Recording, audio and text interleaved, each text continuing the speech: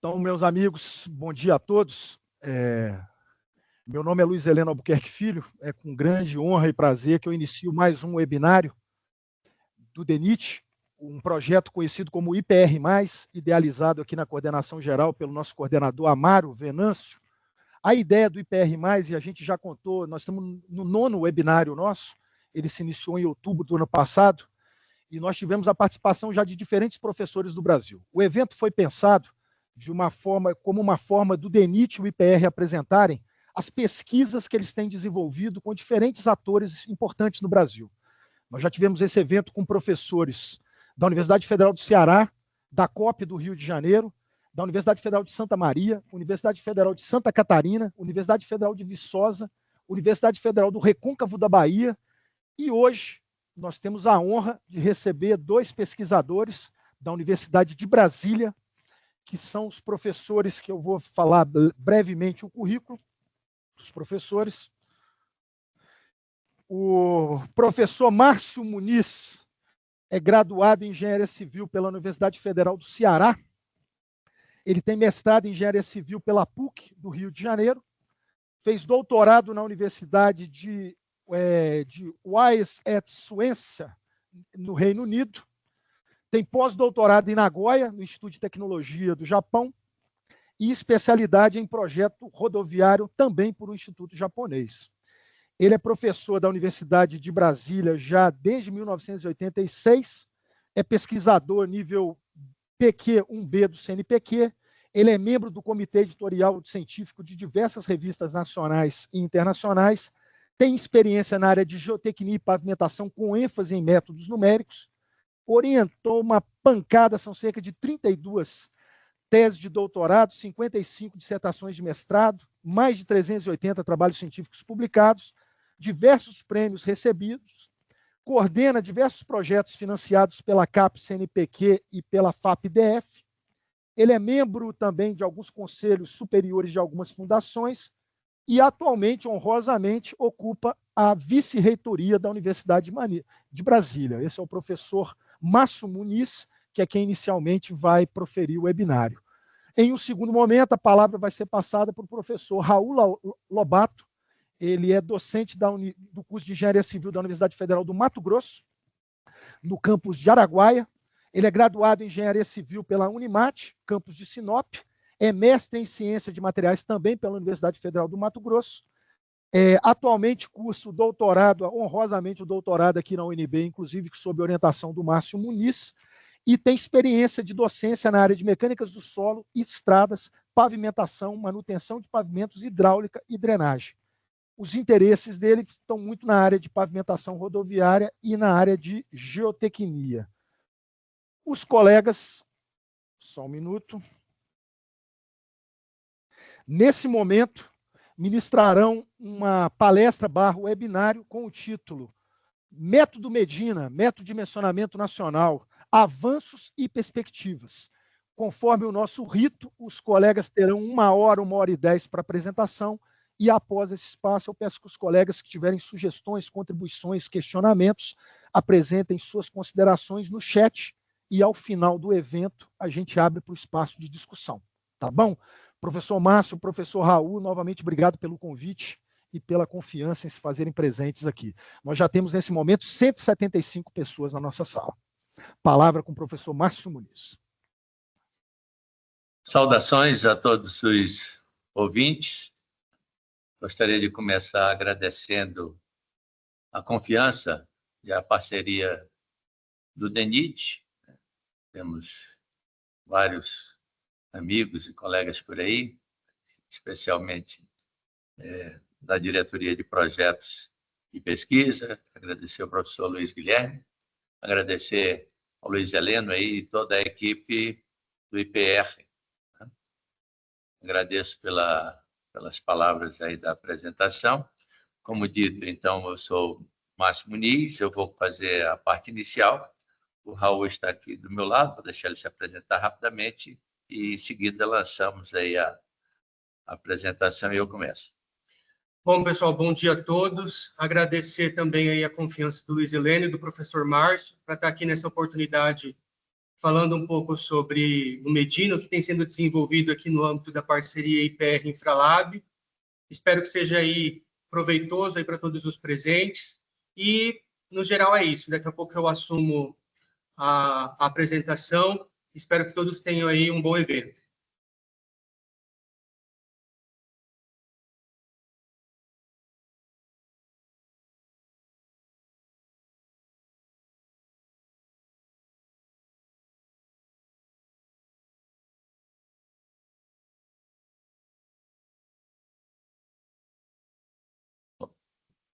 Espero que a tela esteja compartilhada. Perfeito. Compartilhada, professor. Tranquilo. Então, novamente, agradeço aí, é um prazer estar participando aí desse webinário do IPR+. O nosso objetivo é apresentar os avanços no método Medina que foram obtidos pela nossa equipe de pesquisa durante esse TED, o TED 352, que começou em 2020, né? E deixamos para as discussões ao final um pouco das perspectivas, né? Sou o professor Márcio, o professor Raul vai assumir logo em seguida. O roteiro da apresentação é este. Vou falar um pouco do TED, de uma forma geral, um pouco também do Infralab, que é o laboratório que coordena a maior parte dessas pesquisas, dar uma visão geral sobre o que são os métodos empírico-mecanísticos e depois, mais especificamente, de como funciona, do ponto de vista teórico, o método Medina. A seguir, vamos falar de algumas limitações, questão da base de dados, a questão da aderência entre camadas e de diferentes metodologias de medição da área trincada. E vamos apresentar uma das metodologias que estudamos, né, que é a metodologia proposta por Almeida. Então, começando aqui um pouco sobre o nosso TED, o TED 352, um TED que foi assinado em 2020, era um TED de 60 meses, já estamos na prorrogação. Tem esse nome um pouco longo aí, mas basicamente o objetivo é o aprimoramento e a consolidação do método Medina.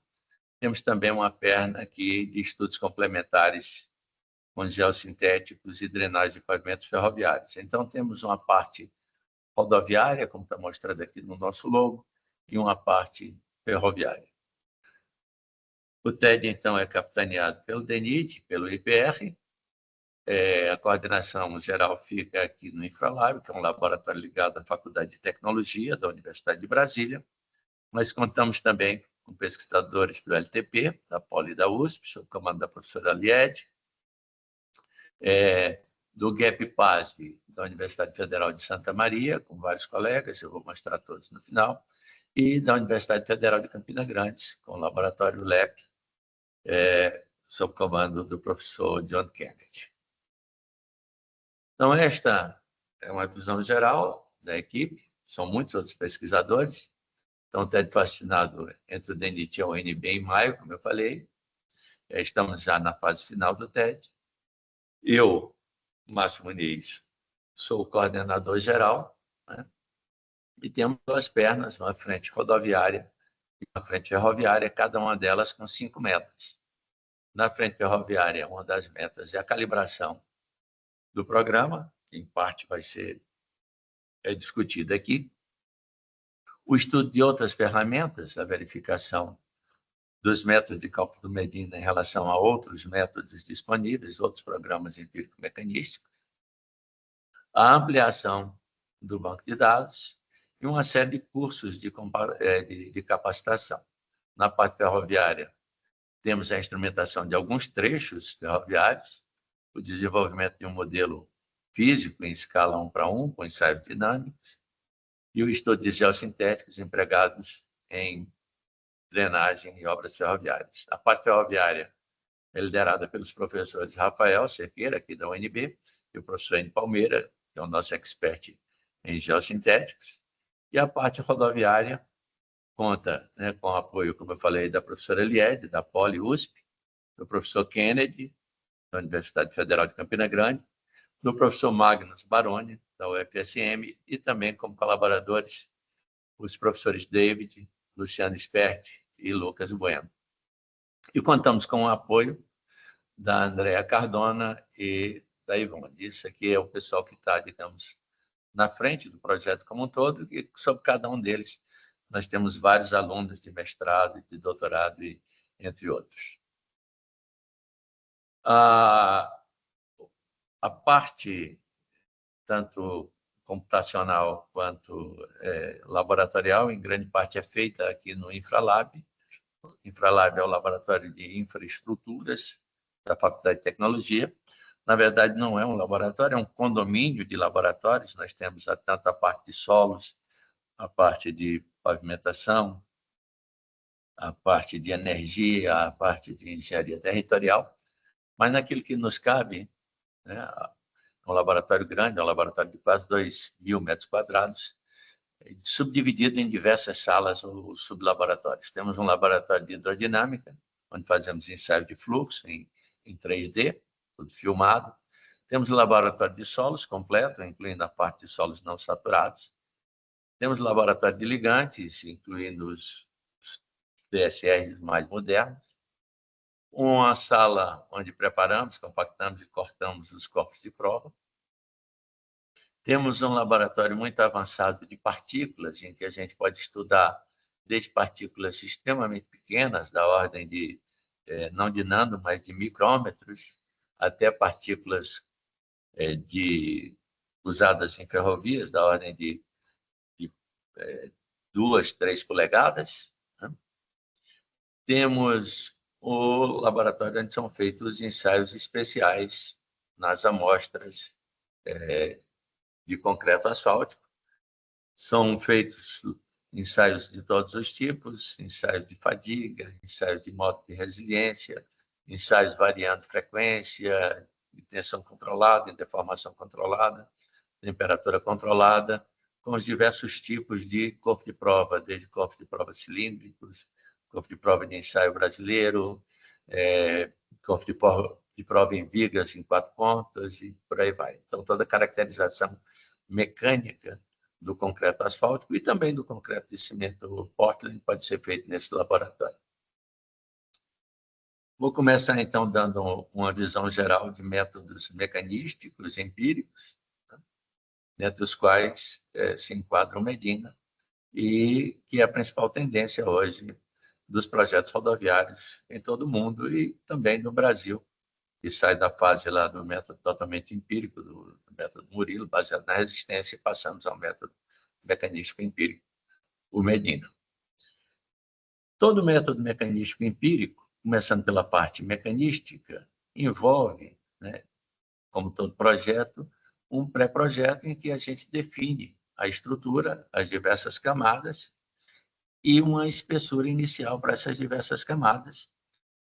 E escolhemos os materiais e damos as propriedades dos materiais e algum método, seja um método analítico, seja um método numérico, por exemplo, elementos finitos, faz o cálculo das variáveis mecânicas. As variáveis mecânicas de interesse são os deslocamentos, no caso dos deslocamentos, principalmente na superfície, para comparar, por exemplo, com bacias de deflexão, as tensões e as deformações. As tensões e deformações de tração, tanto na fibra inferior do revestimento quanto na superior, e as tensões no centro de cada uma das camadas. Embora a gente possa calcular em qualquer ponto do domínio, esses são os pontos de interesse. Obviamente, para fazer esses cálculos, além do pré-projeto, ou do projeto inicial, e de uma ferramenta de cálculo, a gente precisa de dados. Os principais dados são o tráfego.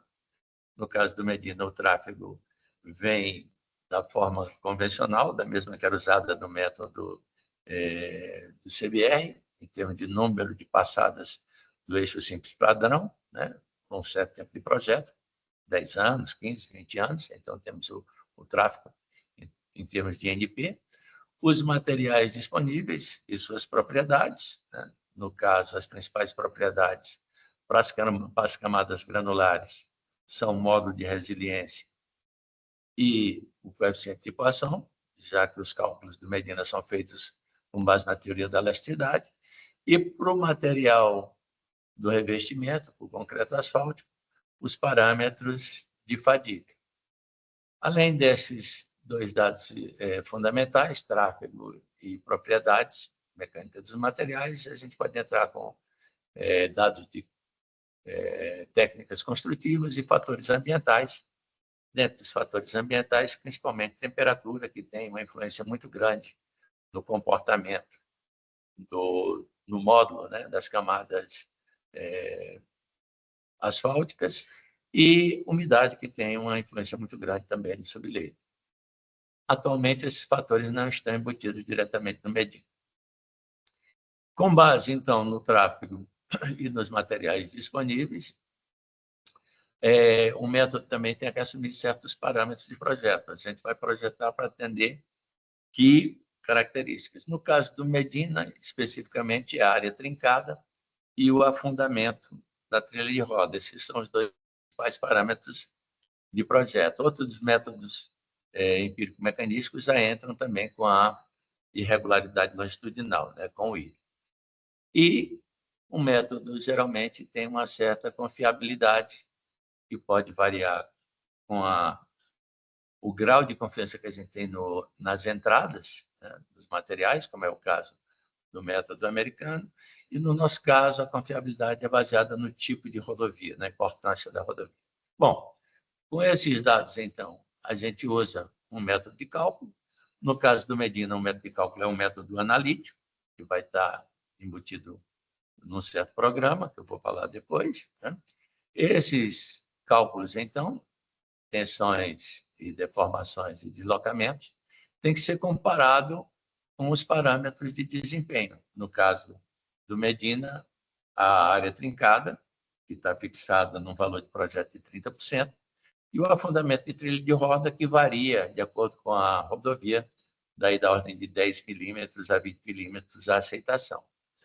O pulo do gato no método empírico-mecanístico é sair destas variáveis mecanísticas e relacionar estas variáveis mecanísticas com estas variáveis que são observadas de desempenho, no nosso caso, a área trincada e o afundamento da trilha de roda. No caso da área trincada, isto é feito com base em uma função, que é a chamada função de transferência, que é o centro, né, que é o calcanhar de Aquiles e o centro nevrálgico de um método empírico mecanístico, de qualquer um deles. E aqui precisa de uma calibração entre o que é calculado mecanicamente e o que é observado no campo, né? Só já adiantando, a função de transferência é aplicada só à área trincada. Não temos função de transferência para outra variável, que é o afundamento da trilha de roda. Se a vida útil estimada, né, se a gente atinge proximamente esses valores de projeto na vida útil, digamos, de 10 anos, o projeto é ok, senão a gente refaz o projeto aumentando a espessura de alguma das camadas, pode ser a camada de revestimento, pode ser a camada de base ou qualquer outra. E o método e o programa, um certo programa faz isso automaticamente, até que as espessuras encontradas satisfaçam os nossos critérios de projeto final. Bom, dando um rápido histórico do Medina, né? O nome Medina é tanto um acrônimo para Método de Dimensionamento Nacional, como uma justa homenagem ao professor Jacques Medina, que é o patrono, o pioneiro na aplicação do método mecanístico no Brasil, e todo o pessoal que segue lá na COP. Então, começou com a primeira versão, que foi fruto de um projeto, de um TED com a COP. Esse TED começou em 2014 e foi entregue mais ou menos em 2018, 2019, e depois nós entramos. Junto com a COP estava o CEMPES, a Petrobras, e várias instituições da rede brasileira de pesquisa em asfalto. O Medina evoluiu, né, de um programa que antes era chamado CISPAB, que foi da tese do Franco, de 2007. É uma ferramenta escrita em C++, né? E ele modela o comportamento dos pavimentos com alguns modelos relativamente simples. Na verdade, é um pacote de programas, são 3 programas. Temos o AMC, que é a Análise Elástica em Múltiplas Camadas, que é um programa que basicamente faz os cálculos de tensão, deformação e deslocamento baseado na teoria da elasticidade com múltiplas camadas, a teoria de Burmeister, como vários programas que tem aí no mercado, como é o SIM5 e outros. E, basicamente, ele dá os mesmos resultados que qualquer um desses outros programas. Temos um Beck-Medina, em que a gente entra com as espessuras da camada, das diversas camadas, e com uma bacia de deflexões, ou de deslocamentos verticais, como eu prefiro, basicamente obtido por FWD, e o programa iterativamente vai, a partir de um valor raiz, um valor SID, dos módulos de resiliência das diversas camadas, ele vai alterando esses valores até bater a bacia teórica, calculada com a AMC, com a bacia real obtida do ensaio de FWD. E temos o programa Medina, que é o que junta tudo isso, que pega os dados dos módulos, que podem vir ou de laboratório ou do Beck-Medina, chama o AMC para fazer os cálculos, usa os modelos de previsão, tanto de área trincada quanto de afundamento, compara com os valores que são de projeto e recalcula, né, refaz as dimensões até atender os critérios de projeto. Bom, falando muito rapidamente do ponto de vista teórico do método Medina aqui de uma forma bem rápida, bem resumida, eu diria que o método Medina se resume basicamente a este gráfico, pelo menos no que diz respeito à variável de área trincada, né? Neste gráfico, eu gosto de dizer que a gente tem o eixo empírico ou observacional aqui no eixo vertical, no eixo das ordenadas. Neste caso, a variável é a área trincada, né, que vai de 0 a 100%. E neste eixo horizontal das abscissas, a gente tem a parte mecanística propriamente dita, por esse número aqui, que é o N ajustado, o N'. Esse N' traz o número de projeto, de passada de termo de simples padrão. Temos aqui um 10 a menos 10, só para anular o valor alto aqui do NP, para que esse N' fique aí da ordem de 0 a 1. E temos um FS, que é o fator de deslocamento, em que todo o cálculo mecanístico está embutido aqui dentro desse FS. Então, a ideia é alterar a estrutura até chegar a um FS, que multiplicado aqui por esse N de projeto, nos leve a uma área trincada de 30%, ou da ordem de 30%. Esse FS, então, embute toda a parte mecanística. Ele está aqui colocado, né, a variação dele com o que se chama de dano médio, e o dano médio, basicamente, é uma variável que é calculada para a camada de revestimento, baseada nas deformações de tração. Tudo está resumido aqui neste slide. Então, nesse slide, eu vou começar de baixo para cima. A gente tem aqui a camada de revestimento. Obviamente, a gente tem as outras camadas para baixo. Temos a carga. A carga é simplesmente um eixo simples padrão, ou a metade deles, não faz muita diferença. E a gente vai, usando um programa, o AMC, calcular as deformações de tração aqui, tanto na fibra inferior do revestimento, como também na fibra inferior. O Medina hoje usa 20 pontos, 10 pontos aqui embaixo e 10 pontos aqui em cima. Tendo a deformação de tração calculada pelo programa, tá aqui, e tendo as constantes que caracterizam o modelo de fadiga, o modelo usado de fadiga é o modelo que está aqui, um modelo exponencial, que tem duas constantes, K1 e K2, e essas constantes K1 e K2 caracterizam a camada asfáltica e são obtidos, em princípio, em laboratório.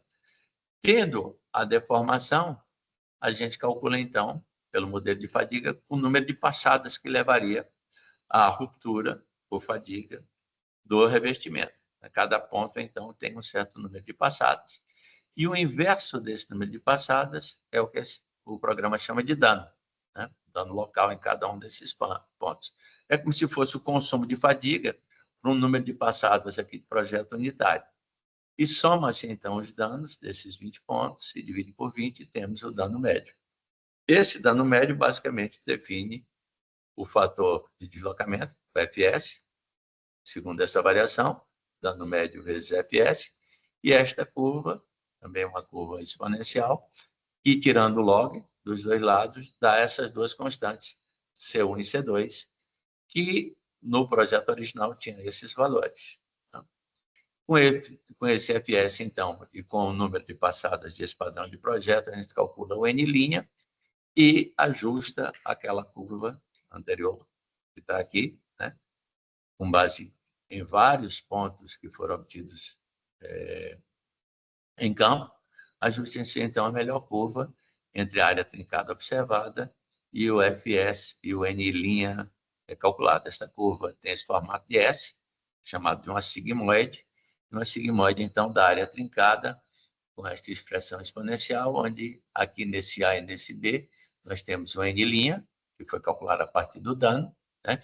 E temos dois projetos, que são esse Z e esse N. Então, basicamente, nós temos 4 parâmetros de calibração, que são o Z e o N, da sigmoide, que dá a área trincada em função do N', e temos mais 2 parâmetros, esse C1 e C2, que dão o FS em função do dano, que, por sua vez, é calculado a partir da deformação de tração. Então, esta é a ideia geral do método empírico-mecanístico e, basicamente, do Medina em especial. Obviamente, na calibração, a gente tem uma curva média e tem uma certa dispersão em torno da média, um erro padrão.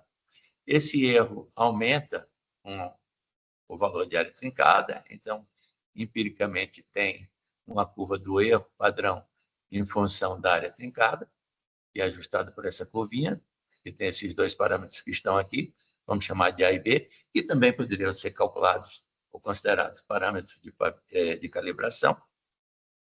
E a gente soma, então, a curva média, tantos de desvio padrão, um Z vezes o erro padrão que está aqui, onde esse Z depende da confiabilidade. Esse Z é da ordem de 1,6, com a confiabilidade de 95%. Quer dizer, que todos os dados estejam dentro da curva padrão até 95%, podendo ficar só 5% fora, né? Isto, então, é calculado, esse Z, em função do tipo de rodovia, se é uma rodovia mais importante ou uma rodovia secundária. Então, de uma forma muito resumida, é assim que o programa também embute a parte de confiabilidade. Não é uma parte de análise probabilística, é simplesmente uma análise de confiabilidade. Não confundir análise probabilística com confiabilidade. O programa também traz o cálculo das deformações permanentes. As deformações permanentes, basicamente, são vistas como um afundamento da trilha de roda, o deslocamento permanente aqui no topo da camada de revestimento. Isto é calculado a partir das deformações verticais. As deformações são a derivada do deslocamento com a profundidade, ou o ΔH sobre o H. Se você multiplicar aqui, então, né, você vai ter que o ΔH é a deformação vezes a espessura. Mas o ΔH é a diferença entre os deslocamentos no topo e na base de uma certa camada. Por exemplo, essa camada 1 seria o 1 menos o 2, na 2 seria o 2 menos o 3, e assim vai. E quando a gente soma todas essas deslocamentos relativos, aqui o 2 vai embora, o 3 vai embora, e a gente fica só com o deslocamento lá no topo e lá embaixo. Supondo que lá embaixo seja no infinito, e é isso que o Medina supõe, né, que a camada de subleite seja infinito, então isso aqui zera e eu fico então com deslocamento na superfície, como sendo a soma desses produtos entre as deformações e as alturas. Tá? Se a gente entrar com as deformações elásticas, eu tenho um deslocamento recuperável. Se a gente entrar com as deformações plásticas, a gente tem o deslocamento não recuperável, ou afundamento da trilha de roda. Do ponto de vista mecanístico, o Medina usa a teoria da elasticidade. Então, esse Z aqui, calculado internamente, seria elástico. E se a gente aplicasse diretamente as deformações elásticas, eu teria o deslocamento elástico. Mas eu preciso, então, ter uma estimativa da deformação plástica. Isso não é feito diretamente pelo programa, porque o programa, eu digo AMC, é um programa baseado na teoria da elasticidade. Então, a gente precisa de um modelo empírico para calcular a deformação permanente. E esse modelo empírico é o modelo desenvolvido pelo Guimarães. Então, basicamente, no centro de cada camada granular, a gente calcula as tensões, tanto ao longo aqui desta vertical entre os dois pneus quanto abaixo de um deles, né? E tendo o estado de tensões, dado aqui pelo σ3, a tensão principal menor, que a gente consideraria a tensão de confinamento, e a tensão de desvio, σ1 menos σ3, né? E tendo um número de passadas previsto, a gente tem aqui 4 parâmetros, esses psi, psi1, 2, 3 e 4. Então, esses 4 parâmetros também são obtidos por material granular em laboratório, com ensaio de deformação permanente. Tá? Então, temos aqui mais 4 parâmetros de material. Então, basicamente, nós temos 2 parâmetros para as camadas granulares, que são o módulo de Young e o coeficiente de Poisson. Ainda para as camadas granulares, 4 parâmetros para as deformações permanentes, esse psi1, 2, 3 e 4. E para a camada de revestimento, os parâmetros de fadiga, K1 e K2, que eu mostrei anteriormente. Um detalhe é que o subleito, na hora de calcular a espessura do subleito, ele não pode ser tomado como infinito, né? Então, a gente só toma um subleito de 50 centímetros para o cálculo das deformações permanentes. Então, a deformação permanente é calculada aqui a 25 centímetros de profundidade. Pode apenas ressaltar também que a camada de revestimento não entra, a gente não considera a deformação permanente do revestimento. Isso é controlado no projeto por meio do projeto da mistura, e se estabelece um flow number aqui que leve a um afundamento que seja desprezível no revestimento. E as camadas estabilizadas com cimento também não contribui. Então, toda a parte de deformação permanente vem das camadas granulares e do subleito. E este valor de afundamento de trilha de roda é comparado diretamente com o valor de projeto aceitável. Esse valor de projeto aceitável varia aí de 10 milímetros a 20 milímetros, a depender da importância da rodovia. Portanto, não tem função de transferência para esta variável de projeto afundamento de trilha de roda. Então, basicamente, é isto a minha parte. Eu vou passar para o professor Raul dar continuidade. Raul.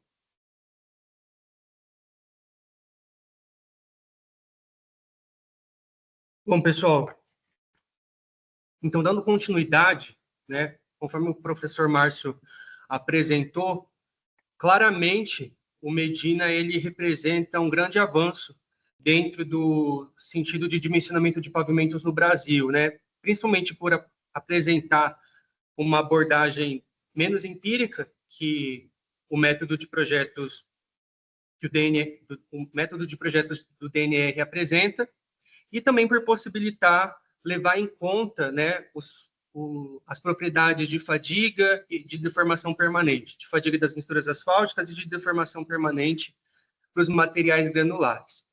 Só que, ainda assim, o programa, o método, né, apresenta algumas limitações. E essas limitações elas são observadas principalmente em relação à divergência observada entre a estimativa de área trincada apresentada pelo programa e o que tem se observado em campo. Isso tem sido reportado aí por diversos autores. Eu coloquei aqui algumas referências e depois vocês podem consultar essas pesquisas com um pouco mais de calma. Mas o que esses autores aqui têm apontado como as principais causas que levam essa diferença entre a estimativa e o que se observa em campo é o fato de que a função de transferência ela foi definida com base em dados restritos ao projeto Fundão, né? Então, se a estrutura analisada ela tem materiais e soluções muito distintas daquelas que representam as estruturas que foram avaliadas no projeto Fundão, essa estimativa de área trincada ela pode divergir. Então, por isso que é importante que a base de dados ela seja diversificada, constantemente atualizada, para que ela seja representativa dentro de um contexto geral de estruturas de pavimentos no Brasil. Um outro aspecto também apontado são as condições de contorno definidas na calibração, que são as condições de aderência, né? Tanto no programa Medina, tanto no processo de calibração como no dimensionamento das estruturas, as condições de aderência elas são pré-definidas e o usuário não tem ali a liberdade de editar essas condições de aderência. Então, se questiona aqui sobre se essas condições de aderência pré-definidas elas são representativas do comportamento das estruturas em campo. E um outro aspecto também que vale a pena pontuar aqui, né, é com relação à metodologia de medição de área trincada utilizada no processo de obtenção dos dados para calibração da função de transferência, que é uma metodologia que, na verdade, define uma frequência de trincamento e não calcula, de fato, qual que é a área ocupada por esses defeitos. Então, ao longo dos próximos slides, eu vou passar por cada um desses itens, explorando um pouco mais e trazendo alguns aspectos que são abordados dentro do contexto do TED, IPR e Infralab. Com relação à base de dados, dentro do contexto do TED, IPR e Infralab, nós fizemos aqui uma atualização da base de dados que dá origem à função de transferência, incorporando alguns segmentos que foram monitorados ali pelo grupo de estudos e pesquisas em pavimentação e segurança viária da Universidade Federal de Santa Maria. Então, esses segmentos aqui, localizados no estado do Rio Grande do Sul, foram incorporados à base de dados. O meu objetivo aqui é apresentar isso mais como um produto do TED, né, dizendo que essa base de dados ela está em processo de atualização e, além, né, desses segmentos que foram incorporados dentro do contexto do TED IPR Infralab, existe também os segmentos ProMedina, que também tem o objetivo de complementar esse banco de dados e tornar ele cada vez mais diversificado e representativo das rodovias no Brasil. Certo? Aqui eu não vou discutir qual que é o efeito dessa atualização nas funções de transferência, mas eu quero destacar aqui a importância dessa atualização, né? É importante que essa base de dados ela contemple cada vez mais segmentos, e não apenas cada vez mais segmentos, mas cada vez mais segmentos distribuídos por diferentes regiões do Brasil e contemplando diferentes materiais e diferentes soluções de engenharia. Em relação à aderência entre camadas, tanto no processo de calibração como no processo de dimensionamento das estruturas, no Medina, para a maioria dos casos, nós temos a condição de contato não aderido, de interfaces sem aderência. No processo de calibração, essas condições de aderência elas interferem diretamente na obtenção dos módulos de elasticidade obtidos por retroanálise e tudo que depende deles, né? Então, o cálculo do dano médio e a própria definição dos coeficientes da função de transferência, os valores de C1 e C2. Então, a decisão sobre considerar as interfaces aderidas ou não no processo de calibração, ela tem esse efeito em cadeia para tudo que depende dessa decisão. Aqui eu estou representando de forma esquemática o que viria a ser o processo de interfaces totalmente aderidas, né? Então, aqui a gente tem uma viga sendo solicitada para a condição de interfaces totalmente aderidas, todo o conjunto trabalha de forma interdependente. E já para a condição de interfaces sem aderência, graficamente aqui, não sei se vocês conseguem observar isso aí na projeção, mas está sendo representado aqui um deslocamento maior para condição de interfaces sem aderência e com a aplicação da mesma... Aumentar o ponteiro. Acho que eu não vou conseguir não, hein, pessoal? Mas, enfim. Como eu ia dizendo, né, para a condição de interfaces sem aderência, aplicando o mesmo carregamento, graficamente aqui, esquematicamente, a gente consegue verificar isso atribuindo valores, né, para os materiais aqui, se observa um deslocamento maior. A aderência entre camadas, ela pode ser definida como a capacidade que as camadas ali que formam essa interface têm em resistir ao deslocamento relativo e em distribuir as tensões e as deformações oriundas de algum carregamento. Em estruturas de pavimento, essa aderência entre camadas ela pode ser escrita como função da adesão, aqui no caso, principalmente de interfaces que são formadas por pelo menos uma camada asfáltica. Então, essa adesão aqui ela viria decorrente da aplicação de pinturas asfálticas, como imprimação ou pintura de ligação, e complementada com uma parcela de atrito. Esse atrito aqui sendo proveniente das irregularidades das camadas, né, dos agregados que constituem ali as camadas da estrutura.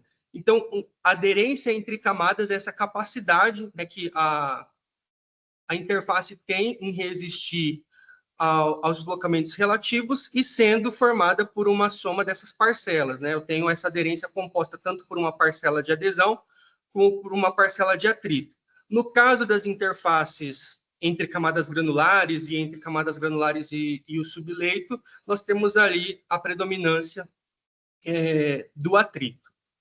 E aí existem algumas formas de caracterizar essa interface, né? Um parâmetro que é amplamente utilizado para essa finalidade é o módulo de reação ao cisalhamento KS, que estabelece uma relação entre os deslocamentos relativos que acontecem na interface e a tensão de cisalhamento que atua ali.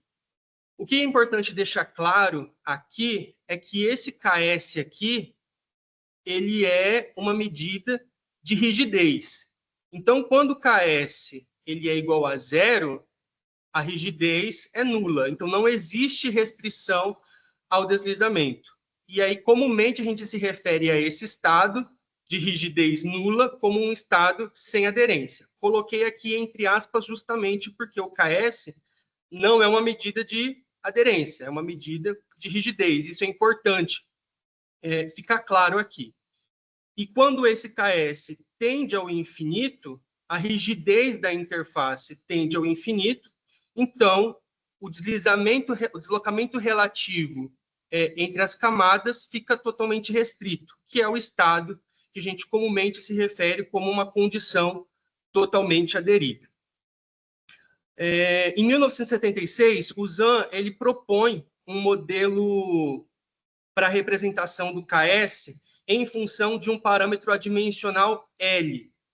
E é justamente essa forma que o Medina considera a interface, a aderência entre camadas, no caso, a rigidez entre camadas. Né? Quando L é igual a zero, KS é igual a zero, então nós teríamos aí a condição de interface sem aderência, e quando L é igual a 1, KS tende ao infinito, e nós teríamos aqui a condição de interfaces totalmente aderidas. No programa Medina, essa propriedade aqui não pode ser editada pelo usuário da ferramenta, mas no programa AMC, para análises, né, que não de fato consistem em um dimensionamento, né, numa análise de um sistema elástico de múltiplas camadas, o usuário pode entrar com valores de L entre 0 e 1. Isso apenas no AMC. E aí, aqui nesse próximo slide, eu coloquei para vocês o comportamento de variáveis mecanísticas com a variação de KS ou com a variação do L, partindo de um estado sem aderência para um estado totalmente aderido. Aqui, nesse primeiro gráfico, tem a variação da deformação de tração na fibra inferior da camada de revestimento. E aí, esse gráfico aqui, ele demonstra, né, a variação dessas deformações para uma estrutura onde as interfaces granulares foram consideradas totalmente aderidas e a única interface com aderência variável foi a interface entre o revestimento e a base. Aqui, o que a gente observa é, conforme a rigidez ao cisalhamento aumenta, as deformações de tração, elas diminuem, e em alguns casos aqui, estudados por esses pesquisadores aqui, elas invertem o sinal, né? Elas passam de deformações de tração para deformações de compressão. Então, essas três curvas aqui representam o módulo da primeira camada, como se ele estivesse mudando o material da camada de revestimento aqui. Então, para três condições diferentes, ele observa essa variação das deformações de tração conforme ele aumenta o módulo de reação ao cisalhamento, o valor de KS. O que eu quero mostrar aqui para vocês é que as principais variações elas acontecem no intervalo aqui entre KS igual a 100 e KS igual a 10.000. Então, seria um intervalo entendido aqui como um intervalo de aderência parcial ou aderência intermediária. E aí, um bom tempo depois, né, já dentro do contexto TED e PR Infralab, no trabalho de Toffoli, em 2021, ela observou esse mesmo comportamento nessa mesma região, porém, avaliando outros aspectos, né? Ela também aborda no trabalho dela aqui, ela também observa esse mesmo resultado aqui, para as tensões e para as deformações. Aqui eu escolhi trazer a vida de fadiga, calculada pelo modelo do Instituto do Asfalto. Então, para a condição sem aderência, eu tenho uma vida de fadiga baixa, e conforme a aderência vai aumentando, essa vida de fadiga, ela também aumenta. E as principais variações também acontecem nesse intervalo entre 100 e 10.000. Nesse próximo gráfico aqui, estou representando a variação do deslocamento medido no topo do revestimento, na superfície, entre as rodas, né, considerando o carregamento de um semi-eixo. Aqui também o mesmo comportamento é observado, só que a ordem de grandeza ela se inverte aqui, né? Para a condição sem aderência, a gente tem deflexões maiores e conforme essa aderência entre camadas ela vai aumentando, esse deslocamento ele vai diminuindo até ele se estabilizar, né, para valores mais elevados de KS. E, por fim, a espessura asfáltica requerida. Né? Então, aqui, conforme a rigidez na interface entre revestimento e base aumenta, a espessura requerida ela também diminui. Tá? No trabalho aqui de Toffoli 2021, também ela considerou o que o USAN considerou aqui em 1978. Então, ela considerou todas as interfaces granulares aderidas e a única interface que ela variou a rigidez foi a interface entre a camada de revestimento e a camada de base. E por que eu estou mostrando isso aqui para vocês? Porque eu trouxe também aqui alguns valores medidos em laboratório. Então, coloquei aqui só 2 exemplos, mas a gente encontra na literatura diversos autores que fazem esse tipo de investigação laboratorial, definir o valor de KS com base em valores de laboratório. Então, o ZAN identificou, né, para a interface entre camadas asfálticas, entre 2 camadas asfálticas, esse módulo de rigidez variando de 500 a 1.000 kgf por centímetro cúbico, e um bom tempo depois, né, Scherer e colaboradores, em 2022, obtiveram um KS, só que agora para uma interface entre camada asfáltica e base granular, entre 190 e 590 kgf por centímetro cúbico. O que eu quero mostrar aqui? Em laboratório, né, os valores medidos, eles estão dentro dessa zona que a gente entende como aderência parcial e aderência ou aderência intermediária. Isso porque as condições de aderência extremas, né, ou totalmente aderidas ou totalmente sem aderência, são condições teóricas, né? Por mais que a gente queira chegar à total aderência entre camadas, não é muito fácil chegar nisso na prática, né? Porque na prática, a aderência entre camadas ela depende de vários fatores, depende de escolha de material, depende do processo executivo, depende de condições ambientais. Então, essas condições extremas de aderência, elas são condições teóricas e, pelo menos em laboratório, os valores reportados, eles comumente estão localizados nesse intervalo que define aí uma zona de aderência parcial ou aderência intermediária. E quais são os fatores que afetam, né, as condições de aderência? A taxa de aplicação, o tipo de material, a temperatura e a rugosidade, no caso de camadas envolvendo, no caso de interfaces envolvendo camadas asfálticas. Então, aqui, deixar de aplicar as pinturas de imprimação, as pinturas asfálticas, né, imprimação, pintura de ligação, pode comprometer a aderência entre camadas, mas também o excesso de material pode criar um plano de deslizamento ali. O tipo de material utilizado, né, a variação da temperatura também muda o estado do material, então isso também afeta essa condição de aderência, e a rugosidade da camada de baixo. E, para um contexto mais geral, né, não só interfaces que envolvem camadas asfálticas, nós temos aqui condições de umidade e aspectos construtivos, como, por exemplo, a limpeza e a observância de parâmetros de compactação. Sobre as formas de avaliação dessas condições de aderência, existem diversos laboratórios que podem ser realizados. Esses diversos ensaios laboratoriais que podem ser realizados, e eles são classificados de acordo com o tipo de esforço que se aplica, né, na amostra, sendo os ensaios de cisalhamento os mais comuns e mais representativos das condições em campo. E aí nós temos ainda métodos não destrutivos.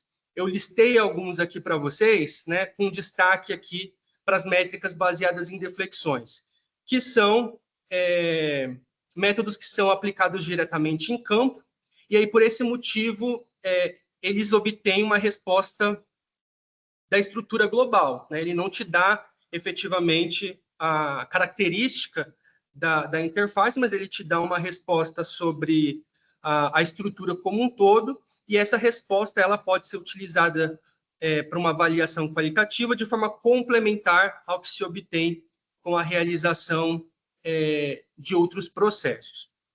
E aí, nesse aspecto nesse contexto de investigar as condições da aderência em campo, eu estou trazendo aqui para vocês algumas imagens da pista que integra o TED, firmado entre o IPR e o Infralab, e essa pista aqui, ela foi toda instrumentada. Então, o que vocês estão vendo aqui nessa primeira imagem são os dispositivos para medir tensões, medir deformações, tanto tensões verticais, tensões horizontais, deformações transversais, deformações longitudinais, e, dependendo da camada, foram inseridos também sensores para medir temperatura e para medir umidade. Aqui é um contexto para estudo e pesquisa que tem uma demanda de recursos financeiros bem maior do que os outros métodos que eu coloquei anteriormente, mas aqui a gente consegue investigar, de fato, né, em posições específicas da estrutura, o que está acontecendo. Após a construção dessa pista, após a instalação dos instrumentos, foram feitos a realização de ensaios, como levantamento defletométrico e a instalação de um simulador de tráfego, né? E ao longo das simulações também foram feitos os acompanhamentos dos parâmetros de desempenho, como fundamento de trilha de roda, mancha de areia e evolução da área trincada. O que eu quero apresentar para vocês sobre os resultados obtidos, sobre uma parte, né, dos resultados obtidos aqui nessa pista experimental. Eu quero compartilhar com vocês aqui alguns resultados referentes às deflexões e também às tensões verticais medidas. Nesses gráficos aqui, as linhas azuis, elas representam os valores teóricos para as condições de interface sem aderência, e as linhas em tom de laranja aqui representam os valores teóricos para as condições de interfaces totalmente aderidas. Essa pista ela tem 2 trechos, né, com uma seção transversal distinta, e esses resultados que eu apresento para vocês aqui, eles são correspondentes ao trecho que tem essa seção, que está representada aqui de forma esquemática. E eu consigo chegar aos valores teóricos aqui pelo fato de que esses materiais eles foram todos caracterizados em laboratório. Então, o que eu quero comentar aqui com vocês é mais um comentário em tom indicativo do que tom conclusivo, né? Até mesmo porque o que eu estou apresentando aqui são apenas 2 medidas, né? Só deflexão e tensões verticais, e apenas em uma estrutura, né? Para a gente bater o martelo ou fazer uma análise um pouco mais completa, seria necessário fazer um estudo mais aprofundado aqui. Mas em relação ao que eu estou apresentando aqui, em relação às deflexões, a gente observa que uma variação significativa dos valores que foram medidos em campo, né? Foram obtidos valores tanto acima quanto abaixo do limite estabelecido pelos valores teóricos aqui. Mas o que a gente observa é o posicionamento da mediana mais próximo aqui do valor teórico correspondente à condição de interfaces aderidas. E para as tensões, também observo aqui, para a maioria dos casos, no topo da base, no topo da subbase e no topo do subleito, que os valores medidos em campo, para a maioria dos casos, eles estão mais próximos da condição de interfaces totalmente aderidas. Mais uma vez, né, são apenas 2 grandezas, né, e além de eu estar avaliando aqui só deslocamentos verticais e tensões verticais, preciso considerar aqui também a margem de erro, né, desses instrumentos e dos equipamentos que foram utilizados para poder medir esses valores em campo. Isso um comportamento em campo, né? Agora, como as condições de aderência afetam a resposta do programa Medina? Aqui nesse slide, eu coloquei para vocês uma tabela com as características de uma estrutura de referência. E essa estrutura de referência ela é composta por materiais que compõem a própria base do programa. Aqui o tráfego que foi assumido e aqui estimativas de área trincada e de afundamento de trilha de roda.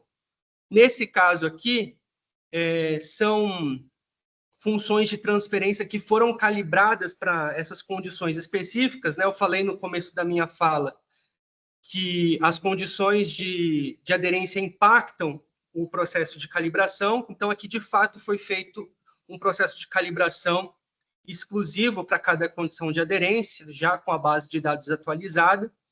Aqui está escrito FQT, porque essa estimativa ela apresenta um resultado nos mesmos moldes do método de medição de trincamento pela grelha, né? O que seria uma medida de trinca. E o que eu quero mostrar aqui, no final das contas, é que quando se assume condições de interfaces totalmente aderidas, né, e fazendo o processo de calibração das funções de transferência, considerando isso lá do início, né, as estimativas de área trincada tendem a ser menores em comparação ao que se observa para as condições de aderência assumidas na calibração original. E o mesmo acontece para os afundamentos de trilha de roda, né?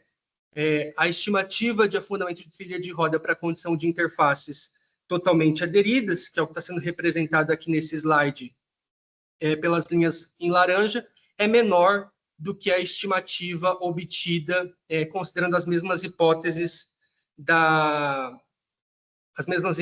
calibração original. Não vou entrar no mérito das funções de transferência que foram calibradas, né, para a base de dados atualizada, porque esse não é o foco da nossa apresentação aqui.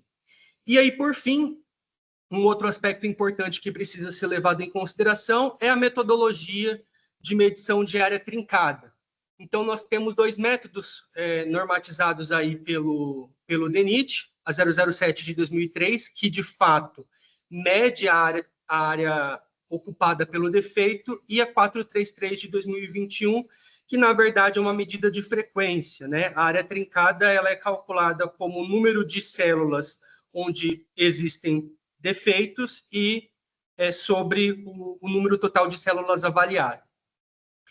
E aqui eu coloquei dois exemplos esquemáticos, né, onde tanto o exemplo 1 quanto o exemplo 2 resultaria numa mesma porcentagem de área trincada.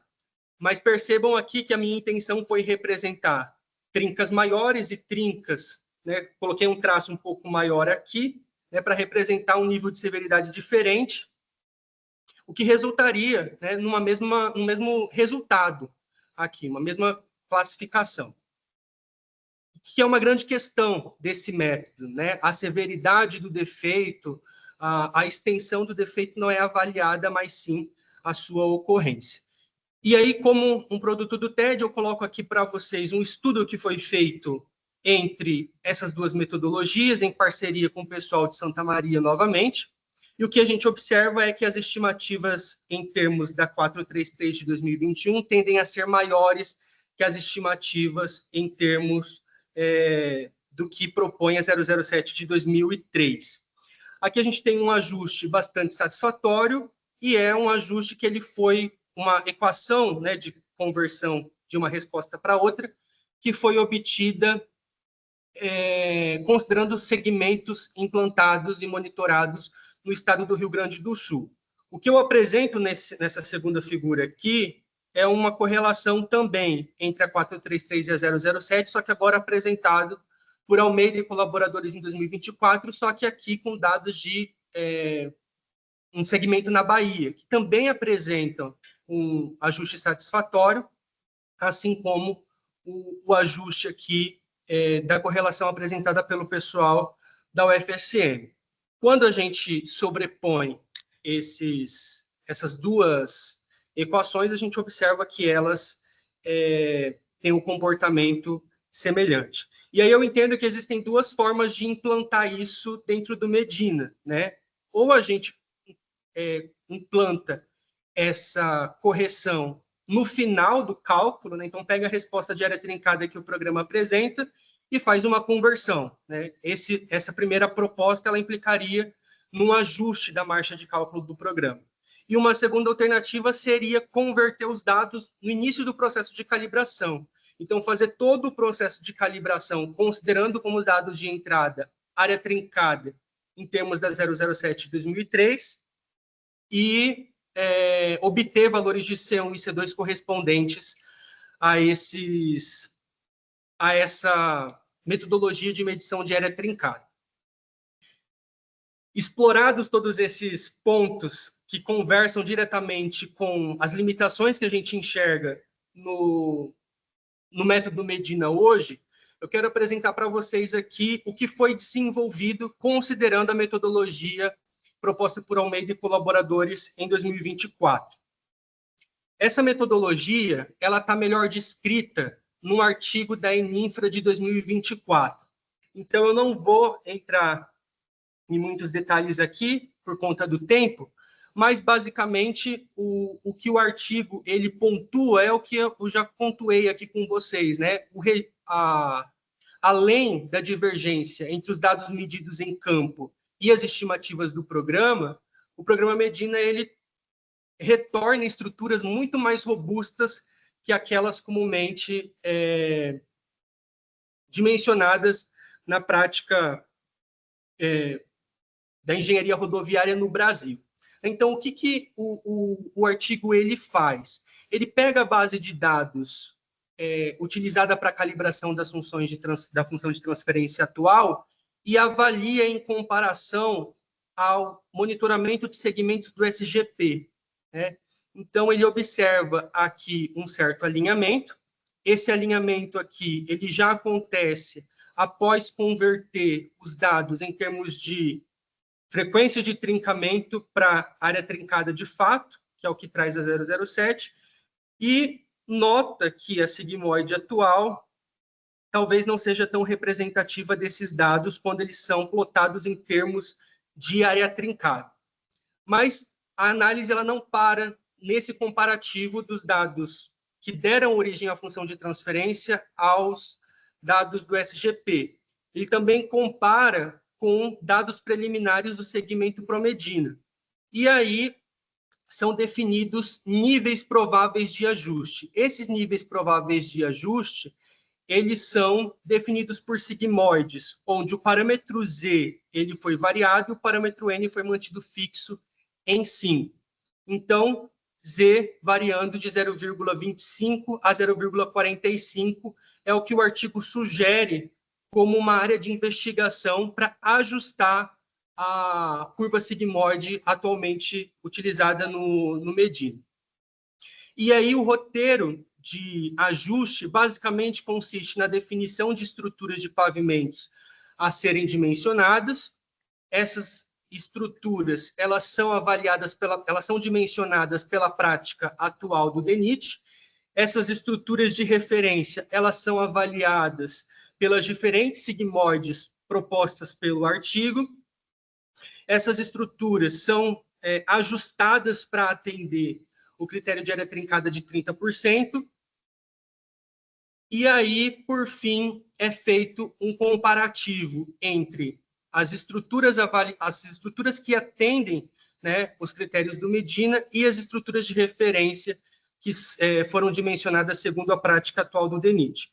Com base nesse roteiro aqui de análise de dimensionamentos, se espera, né, definir uma nova sigmoidal a ser adotado pelo Medina. Aqui nesse slide, só para que fique claro o que foi feito, né, é uma metodologia que foi apresentada pelo professor Mário Sérgio. A gente fez uma série de reuniões para alinhar, né, esse ajuste. Então, eu quero que nessa apresentação fique claro, de fato, o que foi feito. Então, foram definidos 6 grupos de materiais. Então, são materiais que compõem a própria base do programa Medina. E aí, para cada grupo de material, o revestimento foi variado, né, entre as misturas que estão lá no programa, nomeadas como classe 1, 2, 3 e 4. Essas estruturas, elas foram inicialmente dimensionadas com a espessura de revestimento em função do número N, e das camadas granulares se adotou a espessura mínima construtiva, né? Aqui eu coloquei um asterisco para a camada de reforço, porque a estrutura de partida não tem o reforço de subleito, só se o tráfego, as deformações, o que foi avaliado, indicar quando a avaliação pede essa camada de reforço, foi quando ela foi inserida. Aqui, só para relembrar, o critério de definição da espessura da camada de revestimento. Então, foi feito em função do número N, e aqui eu coloquei também os números N que foram avaliados.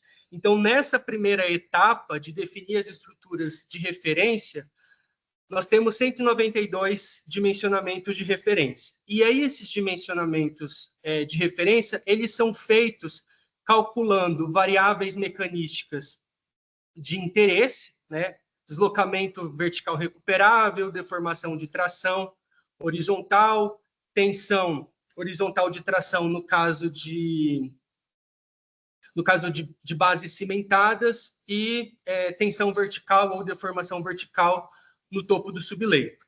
Então, a prática atual consiste em fazer o dimensionamento pelo método de projeto de pavimentos do DNR e, posteriormente, fazer uma verificação mecanística avaliando esses pontos que eu estou destacando aqui na figura para vocês. Então, as variáveis mecanísticas são calculadas entre as rodas e sob uma das rodas.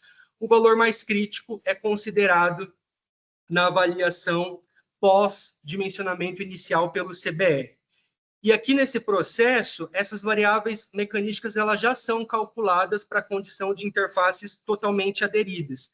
Então, percebam que a proposta de ajuste ela já traz essa questão de aderência entre camadas de alguma forma.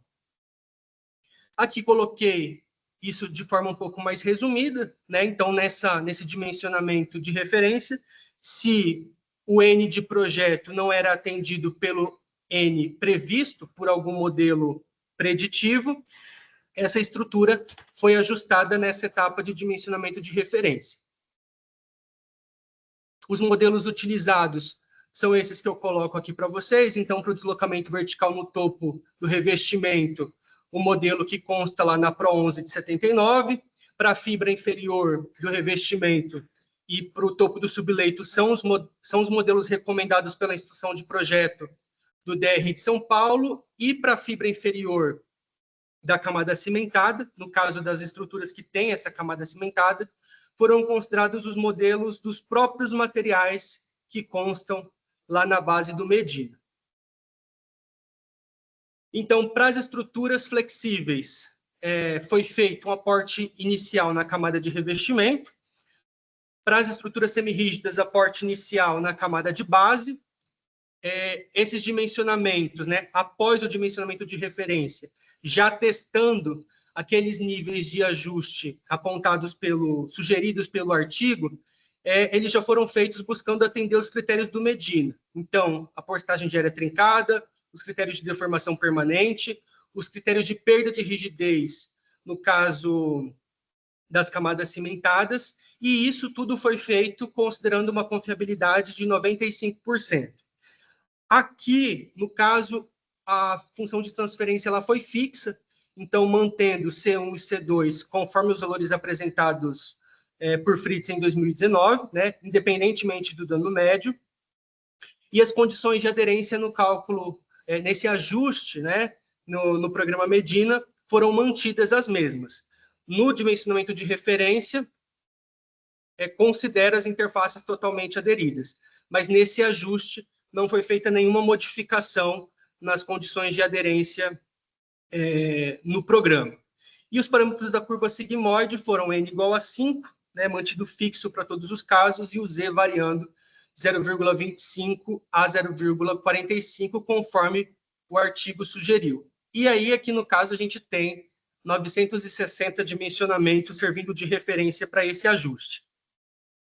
Nesse gráfico, nesse slide aqui, eu estou mostrando para vocês o efeito que tem a variação do parâmetro Z e o efeito que tem a variação do parâmetro N. No caso dessa apresentação, o que interessa para a gente é a variação de Z com N fixo, né?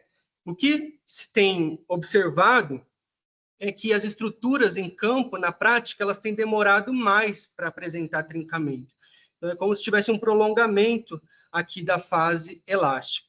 E é isso que a gente observa mantendo o N fixo, o N que participa lá do cálculo da área trincada, e variando o valor de Z. Então, conforme esse valor de Z aumenta, é como se o ponto de inflexão aqui da curva sigmoide se deslocasse nessa direção. E aí, nesse espaço, área trincada N', a gente observa que o efeito disso é uma maior ocorrência de valores aqui próximos de zero, até que o trincamento comece a evoluir.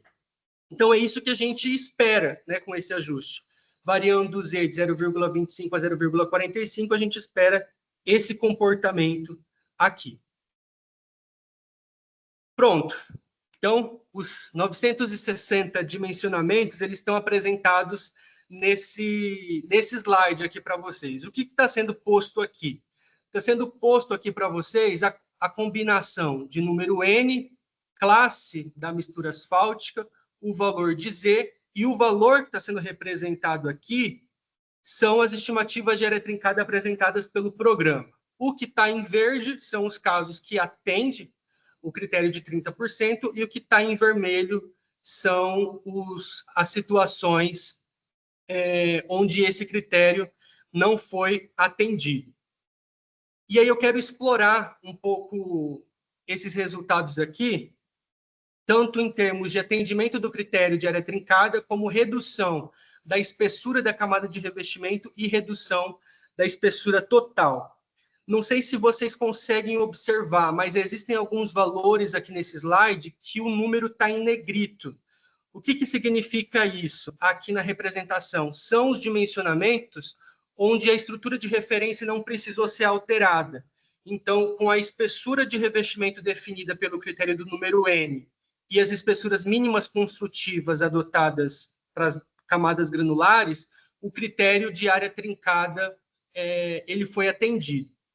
E é o que eu coloco de forma gráfica para vocês aqui nesse gráfico, né? Então, conforme o valor de Z aumenta, uma maior quantidade de estruturas com a espessura mínima passa a atender ao critério de área trincada do Medina. Isso aqui em termos de atendimento do critério de área trincada sem precisar fazer nenhum tipo de aporte na estrutura. Então, não é uma quantidade relevante, né? Mas nesse caminho aqui de 0,25 a 0,45, a gente sai de uma média de 10 para uma média de 20. Então, o número de cenários que atendem ao critério do Medina de área trincada apenas com a variação de Z e tendo as espessuras mínimas construtivas, basicamente ele dobra, né?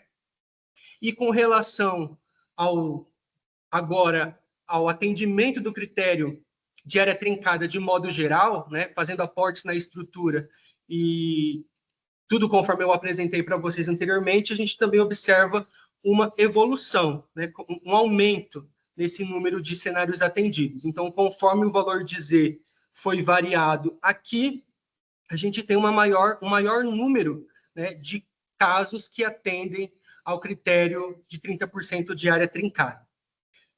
Aqui, vocês podem estranhar que a curva correspondente à classe 4, em alguns momentos, ela atende um número de cenários menor que os das demais classes. Isso a gente observa aqui nesse slide também, né? Aqui a quantidade de valores destacados em verde parece aumentar, e quando chega aqui para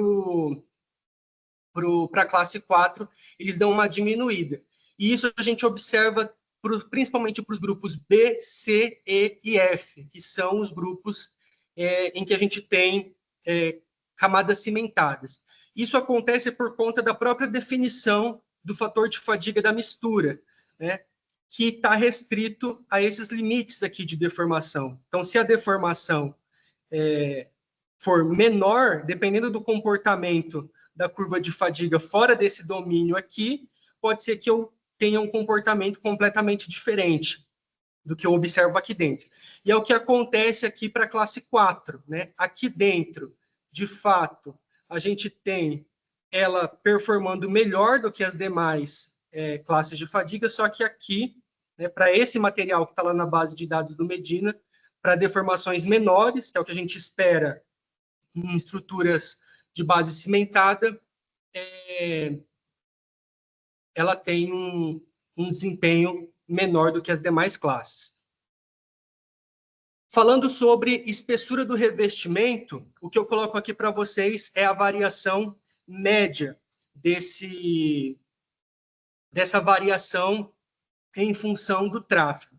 Então, eu avaliei, né, a gente avaliou 8 níveis de tráfego diferentes. Aqui eu estou destacando apenas 4 para vocês, e deixei, sempre que eu falar do N vezes 10, 2 vezes 10 na sétima e 5 vezes 10 na sétima, eu estou destacando em vermelho, porque para esses níveis de tráfego, nem todos os dimensionamentos atenderam ao critério de 30% de área trincada do Medina.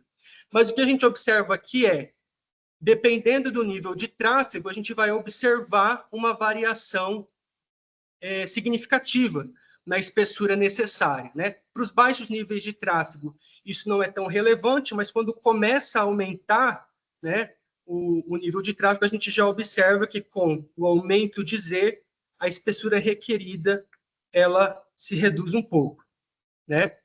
Só que aqui eu estou apresentando para vocês um comportamento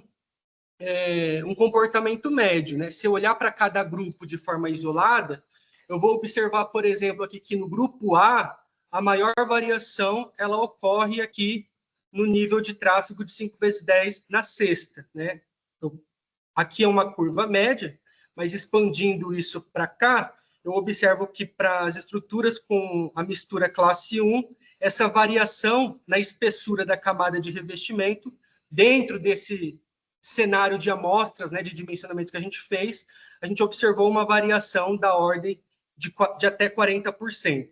Em relação ao grupo A, só que agora para um nível de tráfego um pouco maior, né, aqui a gente observa uma variação também importante, né, só que com uma ordem de grandeza menor, de 33%. E para o grupo B, que é um grupo de estruturas com base cimentada, a gente não observa variações tão significativas para os níveis mais baixos de tráfego, até mesmo porque nessas estruturas o aporte inicial foi na camada de base, mas para os níveis de tráfego mais elevados, aqui a gente observa uma variação também da ordem de 33%. E aí, dependendo da classe de fadiga, isso acontece para valores de Z mais baixos ou mais elevados. Como para as estruturas de base cimentada, o aporte inicial foi na camada de base, avaliar aqui a espessura da camada de revestimento pode não parecer justo, né? Então, eu coloquei aqui para vocês também a variação da espessura total, né? E da mesma forma, dependendo do nível de tráfego, a gente vai conseguir observar uma variação mais significativa proporcionada por esse ajuste, né? Então, para os níveis mais baixos de tráfego, a gente não observa tanta variação da espessura total da estrutura, mas para níveis de tráfego mais elevados, a gente observa aí variações da ordem de 40% até mesmo 50% da estrutura total em níveis de tráfego mais elevados. Isso aqui, para um comportamento médio geral, e olhando de forma individualizada para cada grupo de estruturas, né, a gente consegue observar isso de uma forma mais representativa do que, de fato, dos fatores de influência, né? Porque essa variação promovida pelo ajuste, ela não depende apenas do valor de Z, mas depende também do tráfego e da combinação dos materiais. Então, para o grupo A, a gente observou aqui uma maior variação para o nível de tráfego 2x10 na sétima, e aí, quando eu expando isso aqui para observar o comportamento individualizado por classe de fadiga, observo aqui uma variação da ordem de 70%. E a mesma coisa para o grupo B, né? A maior variação foi observada para o nível de tráfego 5x10 na sétima, dentre os avaliados aqui, também promovendo uma redução na espessura total da ordem de 70%. E, por fim, coloquei aqui para vocês uma representação de qual seria o comportamento da curva sigmoide, né, das estimativas de área trincada, considerando esse ajuste. Né? Considerando todos esses resultados que eu apresentei aqui para vocês anteriormente, a gente nota que, para a condição de Z igual a 0,45, mais estruturas atendem aos critérios do Medina com as espessuras mínimas, mais estruturas atendem ao critério de Medina de área trincada, a gente observa uma redução da espessura da camada de revestimento e também uma redução da espessura total das estruturas. Então, é isso que está resumido aqui para vocês. Coloquei uma estrutura de referência aqui e plotei aqui para vocês a estimativa de área trincada. Em azul, considerando a sigmoide atual, né, aqui consta na versão 1.1.9 do programa, e aqui as que estão em tom laranja representam a estimativa pela sigmoide, considerando Z igual a 0,45. Né? Aqui a gente observa que existe uma estimativa menor quando se considera Z igual a 0,45, e essa distância entre uma situação e outra vai depender do tráfego de projeto, de como que esse tráfego evolui e dos materiais que são considerados. Voltei aqui no diagrama, já finalizando, porque eu sei que o tempo está acabando, já acabou no caso. Foram feitas as definições das estruturas, foi feito o dimensionamento conforme a prática atual do DENIT, foi feita a avaliação dessas estruturas no Medina para diferentes sigmoides. Essas estruturas elas foram ajustadas para atender o critério de área trincada de 30% e foi feita a comparação entre as estruturas de referência e as estruturas ajustadas pelo Medina. A gente acredita e entende que, com base no que essa metodologia propõe, se pode definir uma nova curva sigmoide a ser adotada pelo Medina. Luiz, peço desculpa por ter me estendido aí além do meu tempo, mas é isso que foi preparado. Muito obrigado. Ô, meus amigos, rapaz, você não tem que se desculpar, não, velho, porque a sua missão e a do Márcio é uma missão hercúlea, né, bicho? Os colegas, inclusive, aqui que têm participado do chat, têm elogiado. Terminando a apresentação de vocês, professor Márcio e professor Raul, eu fico com a certeza de que a gente está no caminho certo com relação a esse programa, a esse projeto, né? Que é tirar de dentro da academia e tornar mais palatável, mais didático, assuntos que são extremamente complexos. Não são assuntos simples. E aí, professor Márcio, eu queria te parabenizar, já é a terceira, quarta vez que eu te escuto falando sobre a questão dos métodos mecanísticos, e eu te parabenizo pela facilidade com que você consegue tornar didático um assunto que não é simples. Muitos colegas, inclusive, já me mandaram mensagem te parabenizando por isso. Trabalho do Raul. Raul, você não tem que se desculpar, porque o que você apresentou aí é um universo, é uma tese de doutorado, né, bicho? Que você conseguiu efetivamente tornar didática e muitos colegas, inclusive, participaram.